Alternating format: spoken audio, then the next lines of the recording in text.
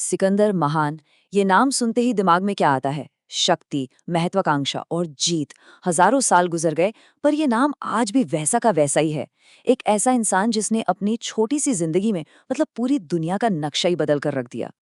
लेकिन एक सवाल है जो हमेशा पूछा जाता है, क्या वो वाकई महान था या फिर बस एक क्रूर विजेता?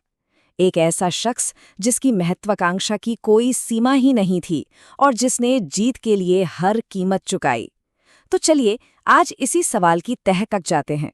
जरा सोचिए, सिर्फ 32 साल। इस उम्र में तो लोग अपनी जिंदगी ठीक से शुरू कर रहे होते हैं, और उसने उसने इतिहास के सबसे बड़े साम्राज्यों में से एक खड़ा कर दिया था, ग्रीस से लेकर हिंदुस्तान तक। यही बात तो उसकी कहानी को मतलब एकदम अविश्वसनीय बना देती है। तो सवाल यह है कि वो इस मुकाम तक पहुंचा कैसे? आखिर कैसे एक राजकुमार इतना शक्तिशाली शासक बन गया? इसकी जड़ें उसके बचपन में हैं। उसकी परवरिश, उसकी तालीम, उसी ने उस सिकंदर को गढ़ा जिसे आज दुनिया जानती है। देखिए, सिकंदर कोई आम बच्चा नहीं था। ये बात तो बचपन से ही साफ दिखने लगी थी। 10 साल की उम्र में उसने एक ऐसे जंगली घोड़े को काबू कर लिया जिसे बड़े बड़े सूरमा भी नहीं संभाल पाए। 13 साल का हुआ तो उसे गुरु मिला, और कौन? महान दार्शनिक अरस्तू। और फिर सिर्फ 16 साल की उम्र में जब उसे मैसेडोनिया का चार्ज मिला तो उसने अपना पहला विद्रोह भी कुचल दिया। मतलब भविष्य क्या होने वाला है, इसकी झलक तो बचपन में ही मिल गई थी। हाँ, और वो जो घोड़े वाली कहानी है ना, बुसेफिलस वाली, वो बहुत खास है। कहते हैं कि जब उसके पिता राजा फिलिप ने ये देखा तो वो इतने हैरान और खुश हुए कि उन्होंने अपने बेटे से कहा, मेरे बेटे, अपने लायक कोई और राज्य ढूंढो। मैसेडोनिया तुम्हारे लिए बहुत छोटा है। सोचिए, एक पिता अपने बेटे से ये कह रहा है। शायद इन्हीं शब्दों ने सिकंदर की महत्वाकांक्षा की आग में घी का काम किया होगा। लेकिन जैसे ही वो 20 साल की उम्र में राजा बना, उसका एक दूसरा बहुत ही क्रूर चेहरा सामने आया। गद्दी पर बैठते ही उसने ये पक्का किया कि उसे कोई चुनौती ना दे सके, और इसके लिए उसने अपने रास्ते में आने वाले हर शख्स को, हर संभावित दुश्मन को बेरहमी से खत्म कर दिया। इसमें उसके पिता की नई पत्नी और उनका छोटा सा नवजात बच्चा भी शामिल था। तो मैसेडोनिया में अपना राज पक्का करने के बाद सिकंदर की नजरें अब और बड़ी हो चुकी थीं। उसकी अगली मंजिल थी उस वक्त का सबसे बड़ा साम्राज्य, पारसी साम्राज्य। और फिर 334 ईसा पूर्व में वो अपनी 40,000 की सेना लेकर निकल पड़ा एक साम्राज्य को झुकाने के लिए। और यहीं पर दुनिया ने पहली बार उसकी मिलिट्री जीनियस का लोहा माना। ग्रैनिकस की लड़ाई में सामने एक नदी थी जो एक बहुत बड़ी रुकावट थी, लेकिन सिकंदर रुका नहीं। उसने एक बहुत ही अनोखी तरकीब अपनाई।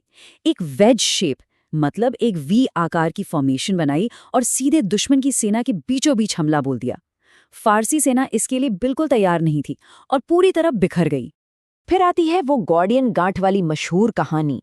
एक भविष्यवाणी थी कि जो भी इस बेहद उलझी हुई गांठ को खोलेगा वो पूरे एशिया पर राज करेगा। सबने कोशिश की पर कोई नहीं खोल पाया। सिकंदर आया, उसने गांठ को देखा, अपनी तलवार निकाली और एक झटके में उसे काट दिया। ये कहानी उसके बारे में सब कुछ बता देती है। वो लीक से हटकर सोचता था, उसे नियमों की परवाह नहीं थी, उसे बस रिजल्ट चाहिए था। लेकिन असली परीक्षा तो अभी बाकी थी। गौगामेला की लड़ाई। यहाँ उसका सामना हुआ राजा डेरियस तृतीय से। अब जरा संख्या का अंदाजा लगाइए। डेरियस के पास थी लगभग 10 लाख सैनिकों की फौज, और सिकंदर के पास मुश्किल से 47,000। मतलब कहाँ 10 लाख और कहाँ 50,000 से भी कम। कोई भी कहता कि ये तो नामुमकिन है, पर यहाँ संख्या की नहीं बल्कि दिमाग की जीत हुई। सिकंदर की शानदार स्ट्रैटेजी के आगे डेरियस की इतनी बड़ी सेना टिक नहीं पाई और उसे मैदान छोड़कर भागना पड़ा। उसकी ये जीत की मुहिम दो बिल्कुल अलग चेहरे दिखाती है। एक तरफ तो उसकी जबरदस्त सूझबूझ, जैसे टायर शहर जो एक द्वीप पर था, उस तक पहुंचने के लिए उसने 7 महीने लगाकर समुद्र में ही एक रास्ता बनवा दिया। और दूसरी तरफ उसकी भयानक क्रूरता। जब टायर पर कब्जा हो गया तो गुस्से में उसने वहां के 8,000 लोगों को मौत के घाट उतरवा दिया। मतलब वो एक जीनियस भी था और एक बेरहम कातिल भी। अब फारस तो जीत लिया, पर सिकंदर की जीत की भूख वो शांत होने वाली नहीं थी। अब उसकी नजरें थीं उस जमीन पर जिसे तब ज्ञात दुनिया का किनारा माना जाता था, यानी भारत। और भारत में उसका सामना हुआ राजा पोरस से। हाइडेस्पिस नदी के किनारे हुई ये लड़ाई शायद सिकंदर की जिंदगी की सबसे मुश्किल लड़ाई थी। राजा पोरस और उनके विशाल युद्ध हाथियों ने सिकंदर की सेना के पसीने छुड़ा दिए। ये एक ऐसी चुनौती थी जिसका सामना उन्होंने पहले कभी नहीं किया था। पर इस मुश्किल लड़ाई के बाद कुछ ऐसा हुआ जो बहुत हैरान करने वाला था। सिकंदर राजा पोरस की बहादुरी से इतना ज्यादा प्रभावित हुआ कि उसने हार के बाद भी पोरस का सम्मान किया। न सिर्फ उन्हें जिंदा छोड़ा, बल्कि उनका पूरा राज्य भी लौटा दिया और उन्हें अपना दोस्त बना लिया। ये सिकंदर का एक बिल्कुल अलग ही रूप था। एक ऐसा विजेता जिससे पूरी दुनिया हार गई, लेकिन उसका अपना अंत बहुत ही अचानक और सोचा भी नहीं जा सकता वैसे हुआ। तो चलिए अब उसकी कहानी के आखिरी सबसे अप्रत्याशित हिस्से पर चलते हैं।